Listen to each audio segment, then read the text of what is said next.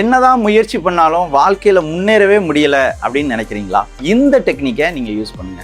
Michael Phelps மிகப்பெரிய நீச்சல் வீரர், அமெரிக்காவுக்கு பல்வேறு கோல்டு மெடல் வாங்கி கொடுத்துருக்காரு. ஸோ அவர் எப்படி தன்னோட குறிக்கோளை அடைஞ்சாரு அப்படின்னா, அவருடைய முயற்சி ரொம்ப சின்ன சின்ன முயற்சியாக வந்திருந்திருக்கு. ஸோ அவர் ஒவ்வொரு முறை நீந்தும் பொழுதும் ஒரு நிமிஷத்தில் வேர்ல்ட் லெவலில் அச்சீவ் பண்ணவங்களுடைய ரேட்டிங்கும் இவரோட ரேட்டிங்கும் எவ்வளோ அப்படிங்கிறத கம்பேர் பண்ணிட்டாரு. ஸோ அந்த கம்பேரிசனை பீட் பண்ணுறதுக்கு ஒவ்வொரு முறை நீந்தும் பொழுதும் கன்சிம்ட்ற அளவு கொஞ்சம் கொஞ்சமாக இம்ப்ரூவ் பண்ணார். அப்படி நீந்தி நீந்தி நீந்தி நீந்தி அவர் பார்த்தீங்கன்னா வேர்ல்ட்லே சூப்பர் சாம்பியனாக சேஞ்ச் ஆனார்.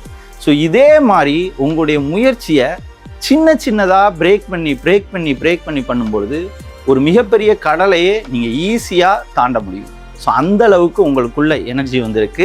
ஸோ இந்த சின்ன சின்ன முயற்சியை நீங்கள் பண்ணுங்கள். வாழ்க்கையில் உச்சக்கட்ட உயரத்துக்கு போங்க. சிறு துள்ளி தான் பெருவெள்ளம். அதே போல் நீங்கள் உங்களுடைய சின்ன சின்ன முயற்சி தான் மிகப்பெரிய வெற்றி.